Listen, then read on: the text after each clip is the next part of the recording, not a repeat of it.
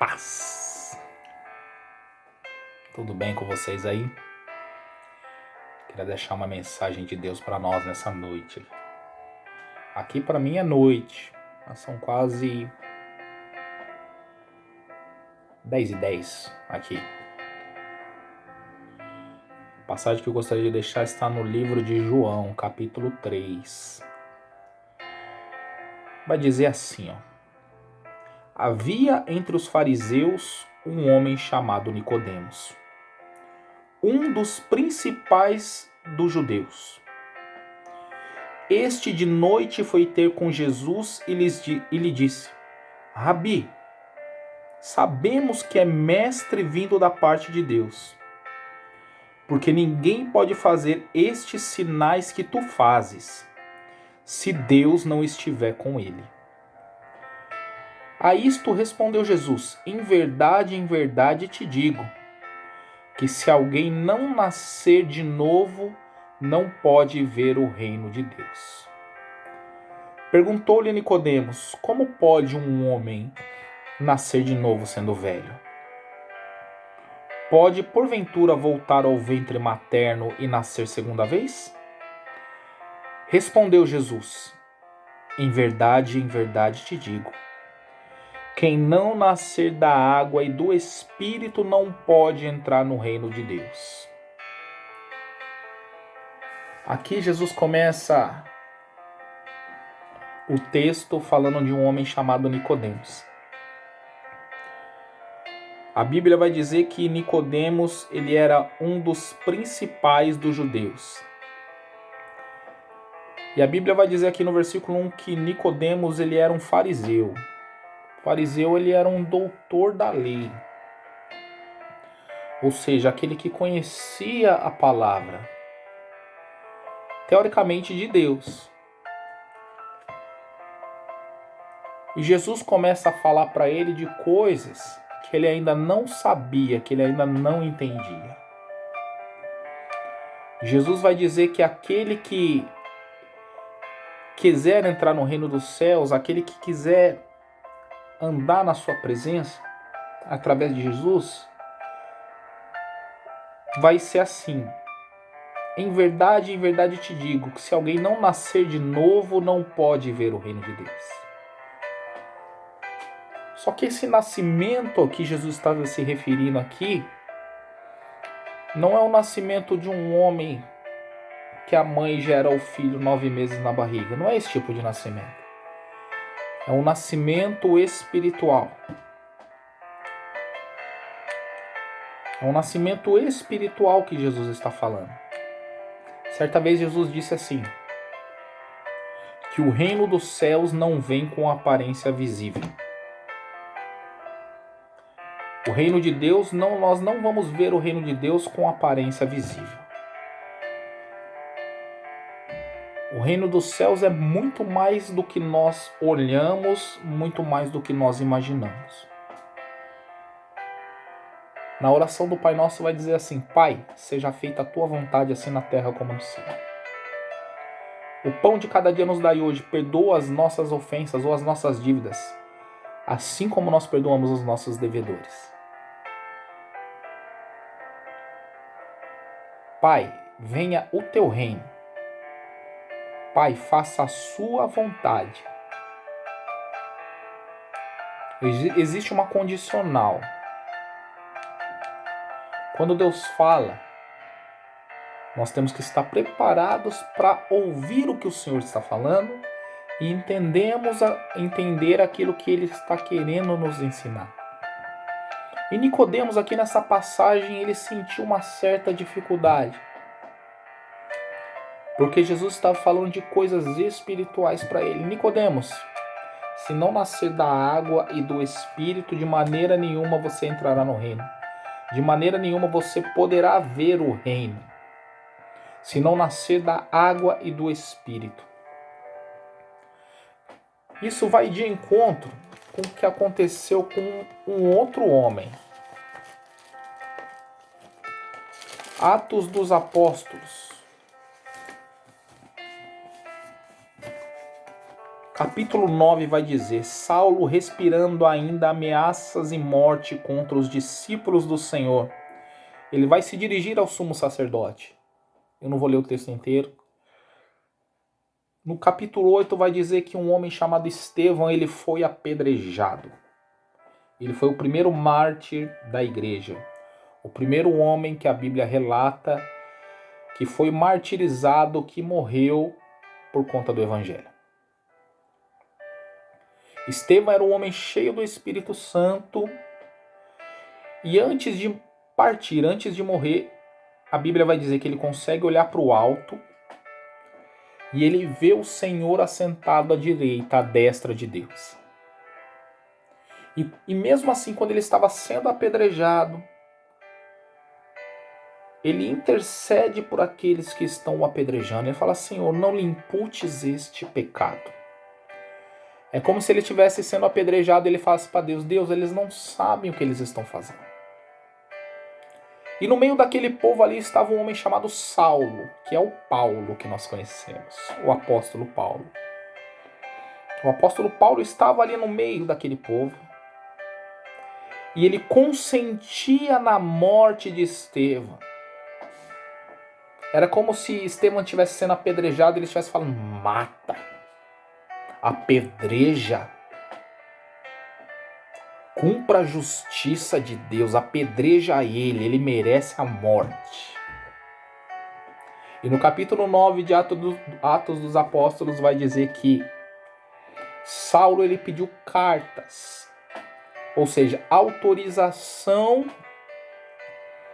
para que ele fosse até a cidade e perseguissem os cristãos que estavam ali.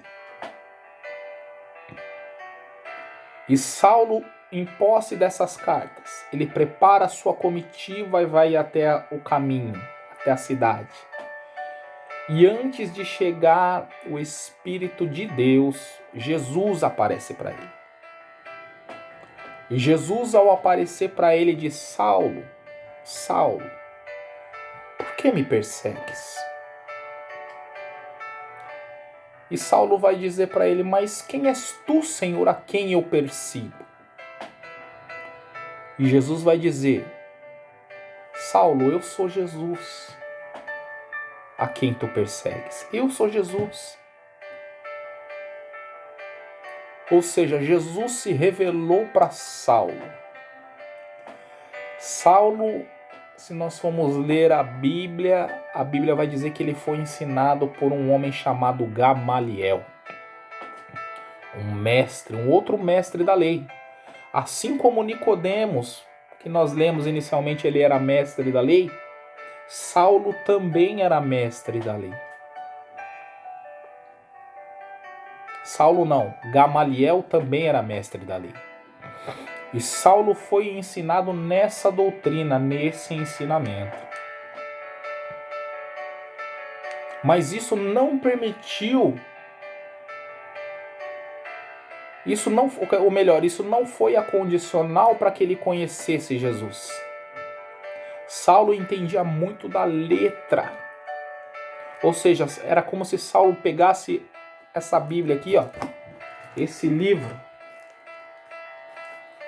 Imagina esse livro aqui, eu decorá-lo. Se você me perguntasse para mim algo, eu ia lá na Bíblia e falava: não, é isso aqui, ó, tá escrito aqui, ó, na lei, no capítulo tal, no versículo tal, porque eu conheço. Saulo entendia dessa lei, mas Saulo não entendia do espiritual dessa lei. Saulo não conhecia a misericórdia dessa lei. Saulo não entendia a misericórdia de Jesus. E quando Saulo se encontra com Jesus, Saulo cai aos pés de Jesus. Quem estava à volta de Saulo não viu nada, só escutou a voz, só percebeu a voz. Mas com Saulo foi diferente. Porque Saulo viu uma luz resplandecente que o deixou cego. Saulo ficou cego. Mas quando ele se encontra com Jesus, ele tem uma mudança de dentro para fora. E era isso que Jesus estava falando para Nicodemos, lá em João capítulo 3. Jesus estava tentando explicar as coisas concernentes ao Espírito para Nicodemos. Jesus fala para Nicodemos: Nicodemos, se nem as coisas simples do reino que eu estou tentando te mostrar você entende, quem dirá se eu disser das coisas espirituais, daquilo que é mais profundo, daquilo que é mais íntimo? Nós só chegaremos ao conhecimento, ao entendimento de Deus através de Jesus. Jesus tem que ser o nosso tudo. Jesus ele ficou das 9 horas da manhã até as 3 horas da tarde pendurado em uma cruz, sem pecado nenhum. Jesus ele foi escarnecido, ele pediu água e deram vinagre para ele. O pecado de Jesus foi fazer o bem. A acusação de Jesus foi ter feito o bem. Foi ter feito a vontade de Deus. Foi ter pregado as boas novas. Foi ter trazido arrependimento para este povo. Foi ter pregado as Escrituras, ter cumprido as Escrituras até o final da sua vida. Dos 30 anos até os seus 33 anos e meio, Jesus fez a vontade de Deus de uma forma excelente. Jesus pregava, Jesus curava, Jesus transformava, Jesus libertava através da palavra. E este foi o pecado do Senhor Jesus. Essa foi a acusação de Deus. A acusação dos homens para este Deus que é o nosso Senhor Jesus. Essa foi a acusação que estava sobre Jesus. Ter feito o bem. Ter pregado o amor. E a Bíblia vai dizer que não tem amor maior no mundo do que dar a vida por um irmão, por um amigo. Jesus fez isso por mim e por você. Ele deu a vida dele em sacrifício. Porque existe um sacrifício que deveria ser pago.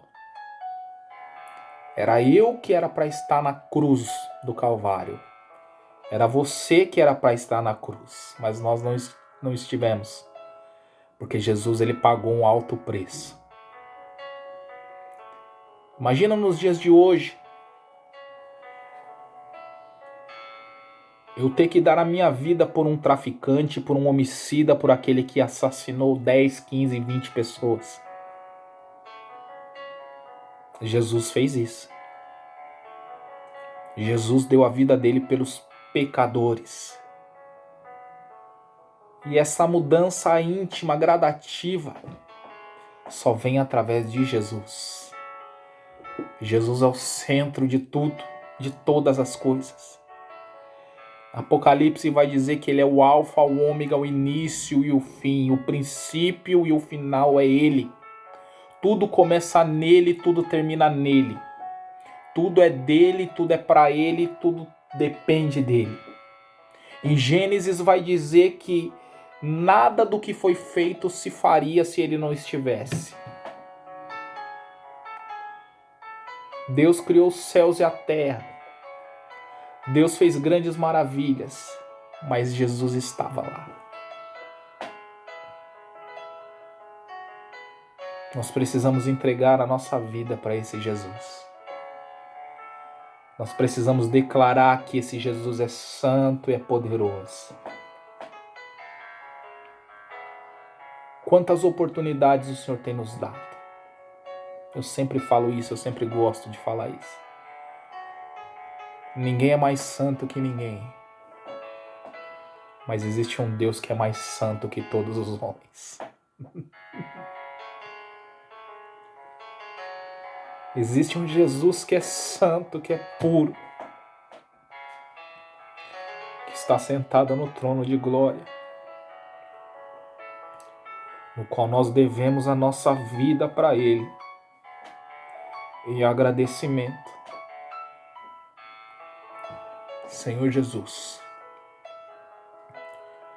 eu creio na sua palavra, na sua verdade, meu Deus. Eu creio no teu evangelho, Jesus amado. Nós reconhecemos que nós somos pecadores. Reconhecemos que nós somos fracos, limitados. Mas nós servimos a um Deus que é forte, que é poderoso e que pode todas as coisas. Nós declaramos que o Senhor é Senhor da nossa vida, que o Senhor é poderoso para fazer infinitamente mais daquilo que nós pedimos ou pensamos. E nós podemos te agradecer nessa noite, neste dia, pelas tuas maravilhas, porque até aqui o Senhor tem nos ajudado. Amém e graças ao bom Deus. A mudança, ela parte de um princípio: temer a Deus. O princípio da sabedoria é o temor a Deus. Buscar primeiro o reino dos céus e a sua justiça, e as demais coisas nos serão acrescentadas quando nós buscarmos ao reino dos céus.